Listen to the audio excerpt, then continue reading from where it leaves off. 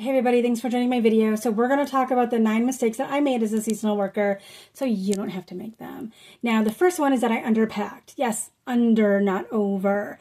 That was really dumb on my part. I was told I might share a room, therefore might have to share a closet space. So I wanted to be respectful. Plus, I had a uniform. So I'm like, well, if I'm wearing a uniform, then I don't have to bring all my stuff.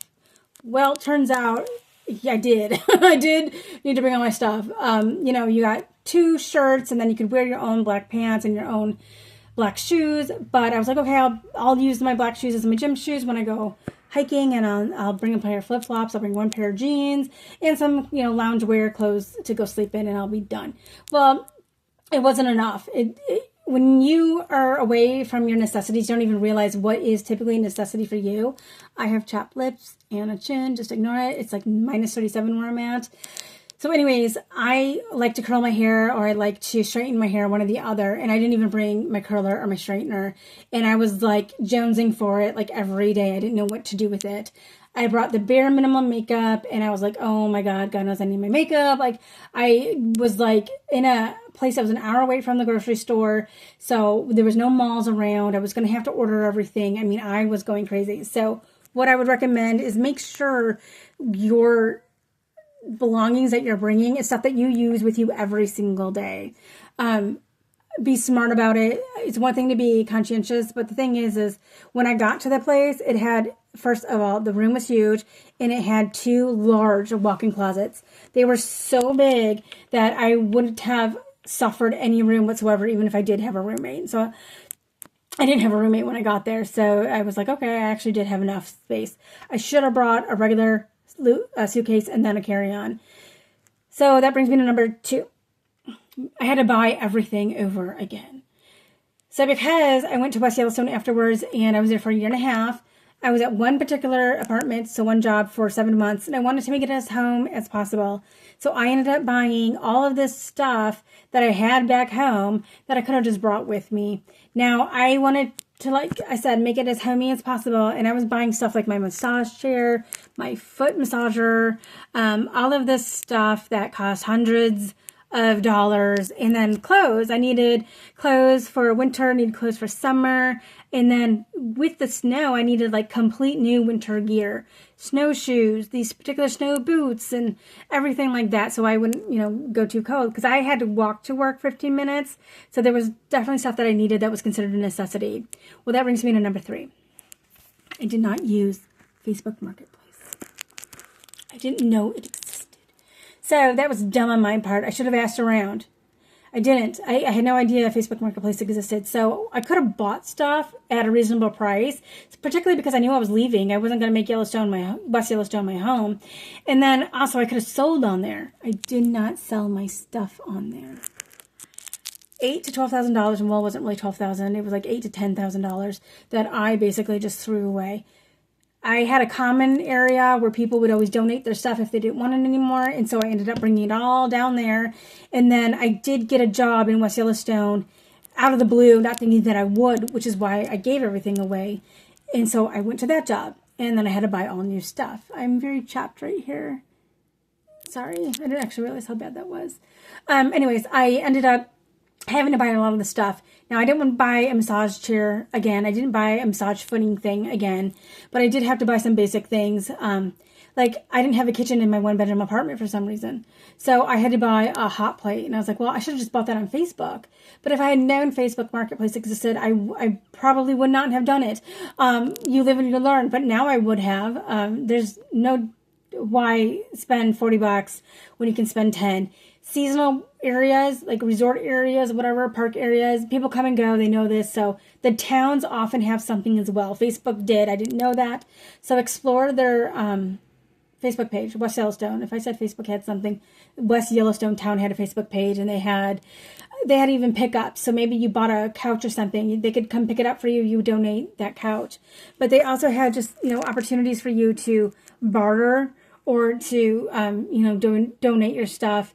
So either way, you're going to get something out of it, even if it was just somebody picking up your stuff for you. I had some heavy stuff. Like I said, I had that massager, and I had to carry it. And I was like, oh my gosh. And so that sucked that somebody else could have done it, or I could have gotten paid for it. whatever, you live and you learn. So that leads me to the next one, which is I didn't plan for shoulder season, aka muddy season. I did not do that, and that was dumb because I did not know where I was going to go.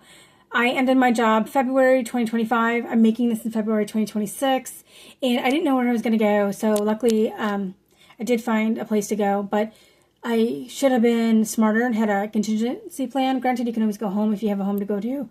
If you have a van or RV, then, whatever. You just might want to look at parking spots, a different park to go park at. But I didn't think about that.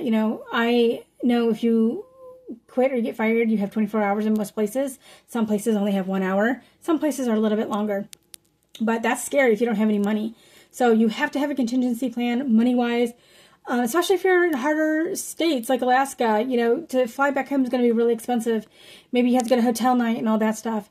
I don't ever want to break my savings, but I will go into my seasonal work next time with $2,500, just like as an emergency fund, so I don't break into my savings.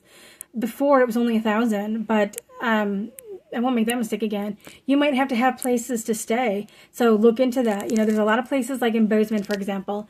They will have places that will have 1 bedrooms. You can rent out, but they're going to upcharge you. There's hostels that will close for the winter for the most part, and they'll open it up to monthly rentals because they're not going to get anybody into that snow hits or into the winter hits. I know there's a lot of places in Missoula that do that. So you might find a place for month-to-month rentals, but how are you going to get there if you didn't bring your car? You know what I mean? So you have to have a plan B. Next place I go to, I will always have a contingency. So I'm going to go up to Alaska, and I made sure, okay, well, you're 2 hours away from the airport, so it's great that you pick me up, or you're going to take me back. And does that include if I quit or if I get fired? I need to know the answers up front. And I don't want to just hear the answers. I want it in the contract. I want to read that in the contract. So make sure you've got all that information down. I don't have a car going up to Alaska, and I didn't have a car going into Wyoming or Montana. The place in Wyoming was an hour away from the airport and an hour away from the town. So I could have gotten screwed if I didn't make a friend and she didn't take me to the airport. West Yellowstone had a shuttle, but during the winter season, the shuttle to Idaho Falls shut down. I didn't realize in muddy season or shoulder season, restaurants will close down. All these places will close down. Most of the hotels closed down. I was in one of the only few in West Yellowstone that was still open. So I went without with a lot of stuff. And then to get the shuttle to Bozeman was always booked. So that was the grocery store. You don't need to go to Walmart. So you have to make sure that you're aware of these things. Ask these questions. Download my seasonal guide on my Facebook because I do have all these questions that you should be asking in all the 411s. I have other things that I want to talk about too. So other tips and tricks. So just to recap, I said I underpacked. So make sure you're smart. Just pay for the extra luggage if you have to.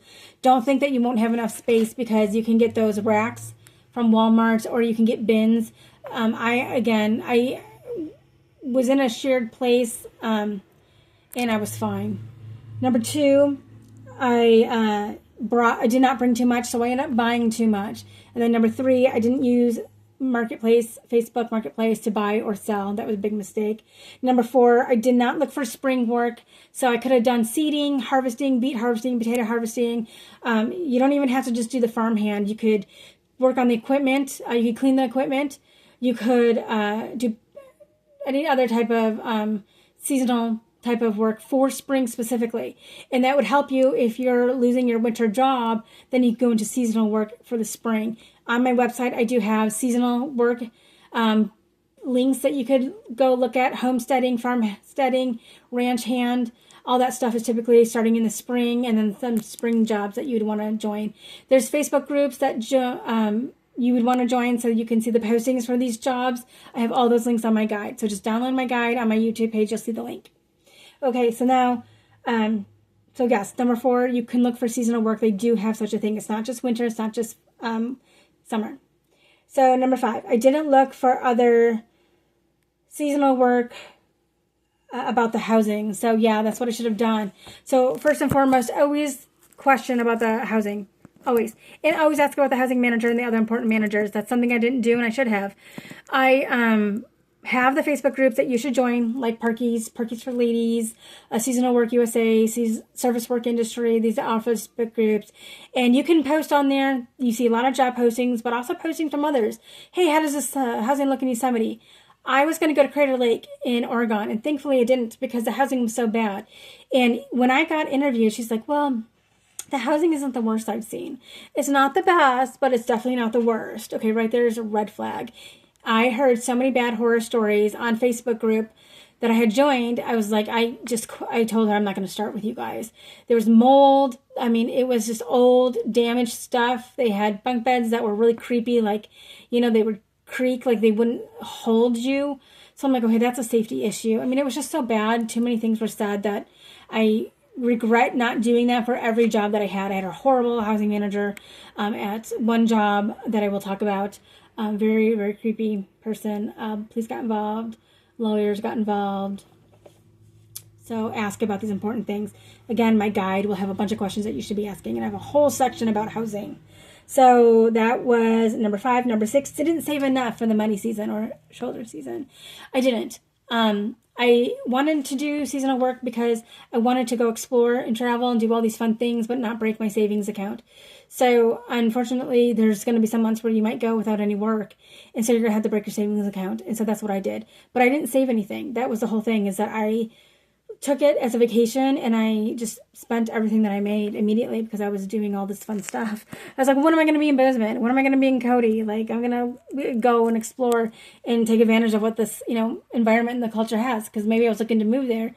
And I was. Like, I typically went to these winter jobs because I was like, okay, well, this is a state, this is an area that I think I could settle in. And so I wanted to really get my money's worth and go to all the restaurants and go to all the, I like arts, go to the museums and all that stuff. So I wasn't saving, I was spending. And so I did end up having to go into my savings account. So number 7, didn't start my travel, Facebook, or YouTube while I was on the job. So I really wish the very first job that I did take photos and stuff like that, but I didn't take photos of the housing.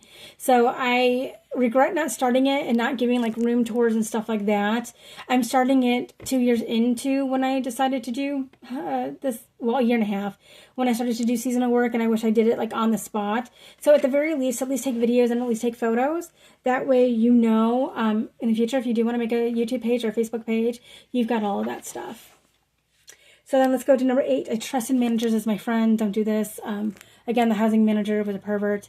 Her fiance was a pervert. They both were perverts. And I do have a non-confidentiality and a no-fault agreement with the company themselves. There was an investigation that happened, and I didn't realize what they were doing, their perversions, until after the discovery was sent to me a year later. I just settled November 2025, and it's February 2026. I got the award letter from the judge and the award, the amount and all that stuff, the very first week of December 2025. So I'm just a full month out of it. And they're now going to get civil suits, both of them.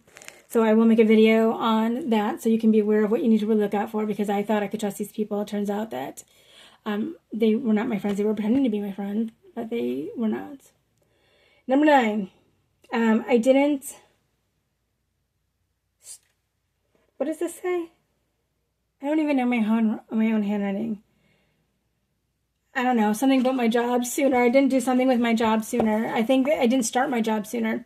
So sometimes the early bird gets the worm. And I had gone for a few positions. So I was in Idaho. And unfortunately, the snow just wasn't coming.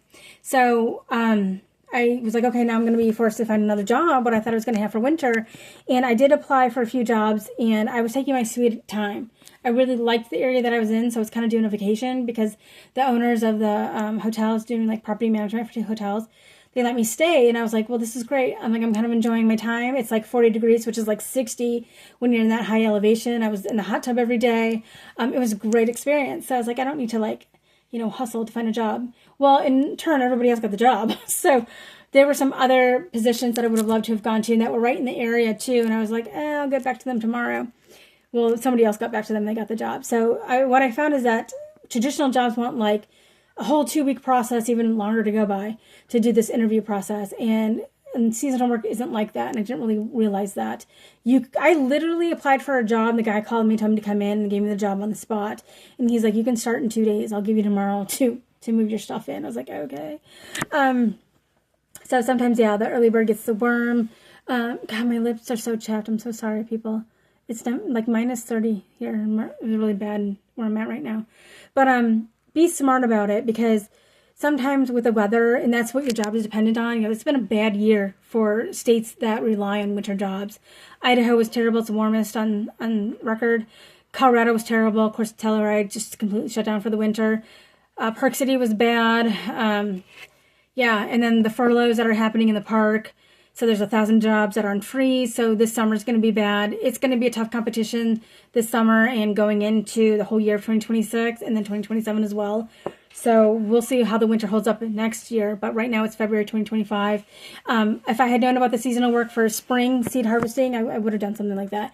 But I did find where I'm going, so I'm all good. You know, I got here at the very end of January, back home end of January, and I got the position last Friday in Colorado. And then in summer, I'll be going to Alaska. This is all tentative. Like, I could always change my mind at any time. I thought this was going to be the last of it, but I really have a career goal in mind to be hotel management. So it looks like I'm going to need another year of experience to get that, and before a regular job will take a chance on me. I get seasonal jobs that will take a chance on me for hotel management, but I want something to be where it can be permanent, and I want it in the mountain states. Like, I want to be really intentional. So again, the early birds get the worms. So I hope these